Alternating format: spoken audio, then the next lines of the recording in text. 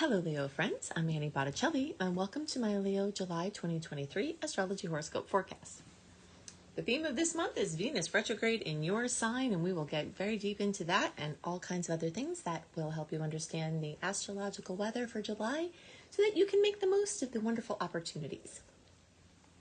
This is for you if Leo is your sun sign, your moon sign, your rising sign, or any other Leo placement you're watching for. What I'm going to talk about here is part of your astrological picture. And if you're a very late degree Leo friend, so birthdays around August 15th through the rest of the sign, or placements around 23 degrees through the rest of the sign, I suggest you additionally listen to my Virgo report, since you very late degree friends will benefit from both the Leo and Virgo readings. Okay, so I've got a lot to talk about this month. We're going to start out with a couple of things that are true for all signs because they will be relevant to the weather this month, and then we'll go right into some Leo specific things and target Venus retrograde in your sign. First thing to know about this month is that for the first time in a long time, we actually have more salty aspects compared to sweet ones. It's been many months since we've had that ratio reversed like that. So this is nothing to fear. This just means that we got a lot of road bumps, nuisance aspect flowing along, nuisance aspect flowing along. And if you know about this beforehand, then when it's happening, then you understand what's going on and it can be much easier to deal with. It's more of a problem when you don't know what's happening and you're like, why are there so many roadblocks? But if you know they're there, you can just drive slowly and go over the bumps with joy. And that's what it's all about. By the way, if you're listening to the podcast version and you want the visuals, every other month I have the chart on. And this is that month. So if you want to see the things that I have on the screen and you're in the podcast version, come to YouTube and look up my Annie Botticelli Leo July 2023. If you don't like the visuals, you have two options. You can either scroll down on the screen so that you can still hear me, but you're not seeing the visuals, or you can look for Astro Kisses with Annie Botticelli on every major and minor podcast pretty much to get the podcast version. Okay, so we've got those sweet and salty aspects, and if you like to have more of the dates of the sweet and salty version or aspects, definitely join my free VIP community at anniehelpsyou.com, because I do a write-up of my favorite aspects of the month, the ones to be most awareful and careful of, all of the sweet and salty dates delivered into your inbox 1 month early when you're part of my VIP community. Okay, so the next thing we need to know is that we have a break from eclipse season. So the April and May eclipses carried a lot of intensity even into June. And now in July and August, we get a little break to integrate those radical changes that may have recently been introduced or may have been going on for a while, even since the end of 2021, when that Taurus-Scorpio eclipse cycle started. We started a new cycle coinciding with the Taurus-Scorpio one that's finishing up at the end of this year, the Aries-Libra, which is in a better angle for Leos. So there's been a lot of activity, but what we need to know this month is regardless of what's going on and what things may continue to manifest, we should get a break in the intensity and some time to breathe. All right, so now let's talk about Venus retrograde. Venus is going to be retrograde from July 23rd through September 4th. with the pre-shadow transit period starting June 19th and the post-shadow transit stretching until October 6th. So this stretch of time that Venus is in your sign is even longer than that because it gets into Leo in early June. So from early June to early October, you've got Venus in your sign. And Venus rules love and relationships and beauty and design and aesthetics and self-esteem and money and finances and comforts. So there's a lot in the Venus bucket, and all of it is focused on Leo energy. When Venus goes retrograde through Leo, the energy is very focused on children and creative projects and hobbies and sports and recreation and pleasure and fun and romance and true love. So when Venus dips back into this sign or focuses on this sign, it's very common that something involving children or conception or pregnancy comes back into focus, or sometimes a child needs attention or new information is needed to have a successful pregnancy, or it just becomes more of a discussion or something along those lines.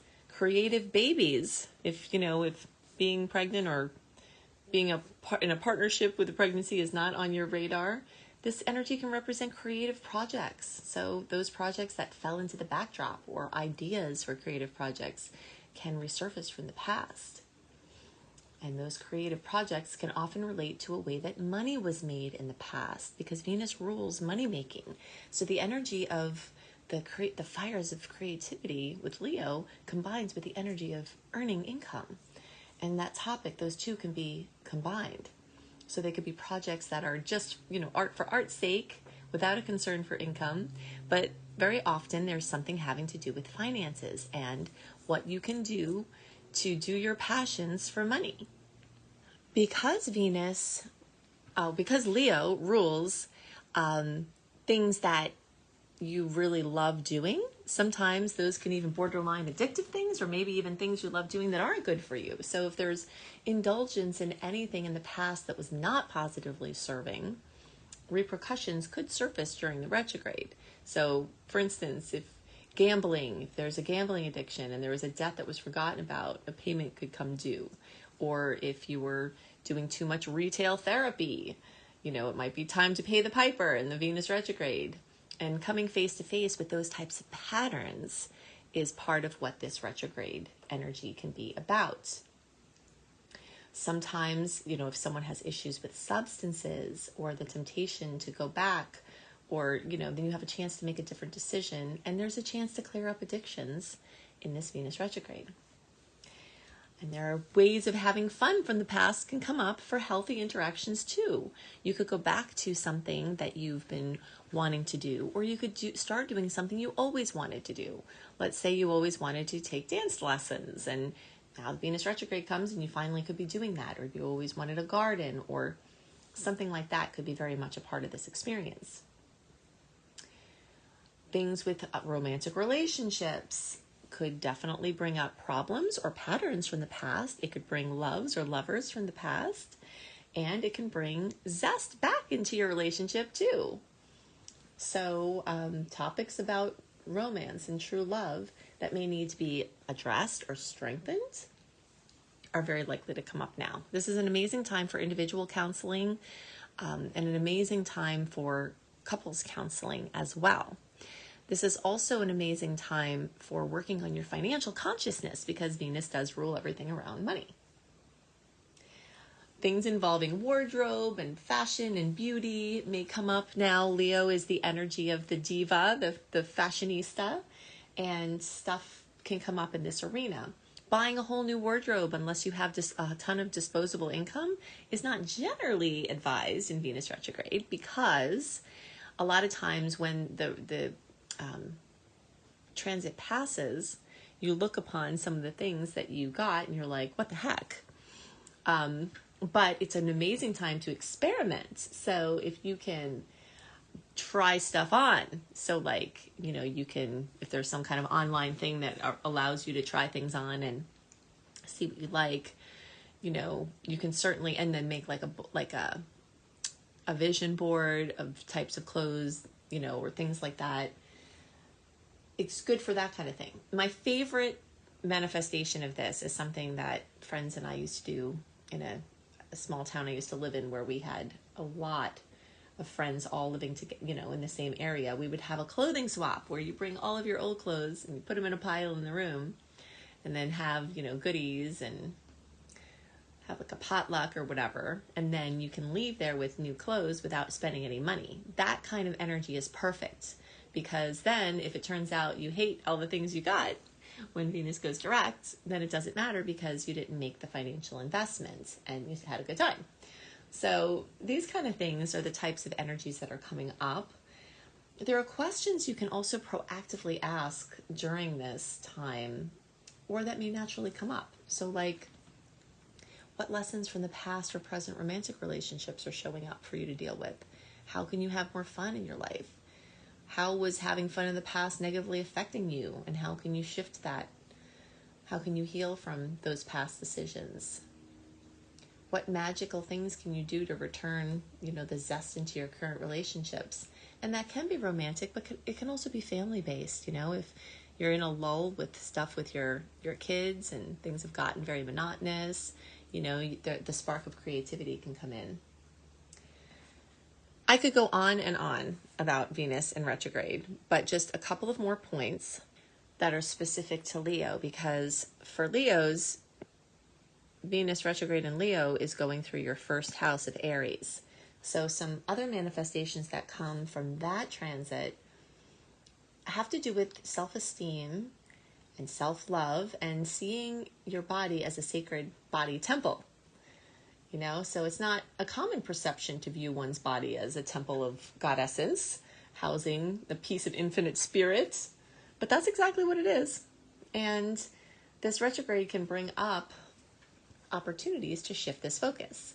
Your feelings about your body, medical issues, your health, your wellness, birth trauma, healing birth trauma, your image, figuring out more about that, so there are a lot of things that you can do to strengthen your self-esteem and really fix any foundational issues that have been causing trouble for you in your life.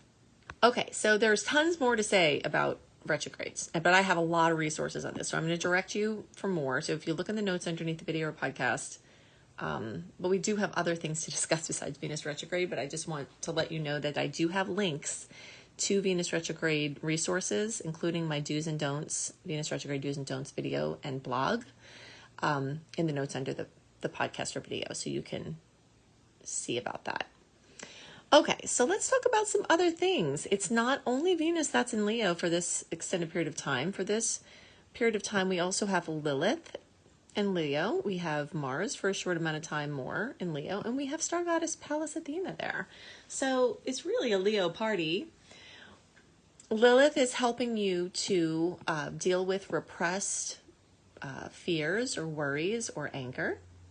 Mars is helping you to get very, very focused on the way that you want to express yourself.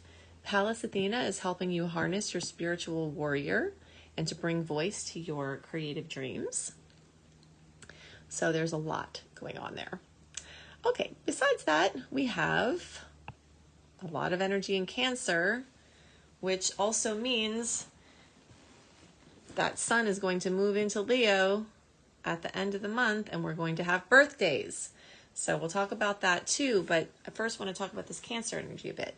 We've got a lot of energy in Cancer, which is bringing a focus on home and family and housing and real estate and home business. We've got star goddess Juno bringing the energy of partnerships and relationships. We've got the Sun adding warmth and vibrance. We've got Mercury bringing communication and information and mobility. And we also have, on the days around the 17th of July, the new moon in Cancer, which is a wonderful time to ask for, wish for anything in the arena of home and family and housing that you've been wanting. The universe is especially receptive to your desires in Cancer-related arenas at that time. Now, what happens at the time before your birthday is that the Sun, and usually other placements, light up this 12th house, which is your unconscious fears, your addictions, your worries, and a lot of your hidden talents. So sometimes people get stressed before their birthday and they think, oh, this is happening because I'm getting older, or I'm thinking about it, I'm getting reflective. But really, the Sun is just lighting up your 12th house. And that kind of makes people think and worry and think in the past and think in the future. And, so this is a time where it's very, very, very productive to do inner work rather than self-medicate, because the light in this unconscious space can really help you to heal old wounds. And this wishing power can also help you to heal anything that's interfering with creating the things that you want to create. So that really lights up a lot of the things you don't want sometimes, which is perfect, because then when the Sun gets into the placement that it was at when you were born, which is your birthday, or when the Sun crosses over your other Leo placement, then it energizes what you do want. Okay, so if it's going to be your birthday, seeing the things you don't want, becoming face to face with the things you don't want, will help you to know what to make your wishes for because of what you do want. And if you have another placement besides your sun as a Leo placement, then when the sun crosses over that placement, then you get energized for affirmation. On your birthday, you get wishes.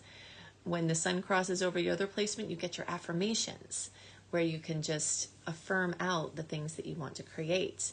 There's a difference between these. You can look for my my video called Making Wishes Come True to hear about the difference between making a wish and making an affirmation. But either way, regardless of your Leo placement, you've got a lot of energy around creating the life that you want. We've got the full moon in Capricorn, and the day is around July 3rd. So look for fullness, completion, fruition, drama, elucidation to come from Capricorn-related things, which has to do with work and employment and father figures, authority, bosses, passion projects that could have nothing to do with income if you're not in the workforce, your place out in the world, whatever that looks like, for money or not for money. So look for those opportunities to manifest or recognition or something notable to happen then.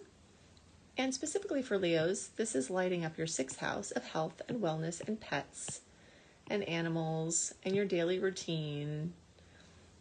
So there could be elucidation in those arenas. Definitely go to AnnieHelpsYou.com. That's the interface for all the free goodies I make for you each month. Join my free VIP community where you get my 28-day virtual coaching program called Shine for free. You get all of my blog updates and delivered into your inbox 1 month early, my written astrology report with the sweet and salty dates. You get all kinds of goodies, including links in a timely manner to blogs that I and my team have written for the current astrology to help you make the most of all of the potentials. If you want to learn astrology for your own personal purposes, to help yourself, your family, your friends, or to be a professional astrologer, I can help you do that. Go to lumelife.com, L-U-M-E, life.com, to see my Becoming a Professional Astrologer Mastery Course. I can take you from ground zero to professional astrologer earning money, or if you're already have been studying. I've had people go through my course who've been studying astrology even longer than I have, but they need help tying everything together to give a good coherent reading, narrowing down important points, and feeling confident enough to ask for money for this work. I can help you with that too. So go to loomlife.com or beastropro.com, beastropro.com. Also at loomlife.com, you can find some free courses on abundance and wellness. If you want to see more content from me, go to my secret star portal at AnnieBAstrology.com. Annie, the letter B, astrology.com. In my secret star portal exclusive content, I have my Saturn in Pisces deep dive. I have my Jupiter through Taurus for all the signs deep dive. That, Jupiter will be in Taurus for the next year. You can see how it can affect you. You can see my how to make difficult astrological transits easier, how the sun can be used each month as it changes signs, how to understand your natal chart, and so much more, and ever growing. So you can check all that out there. And also remember to look for those Venus retrograde links in the notes below the video or podcast. I hope you have a wonderful month, and I'll see you next month. Bye.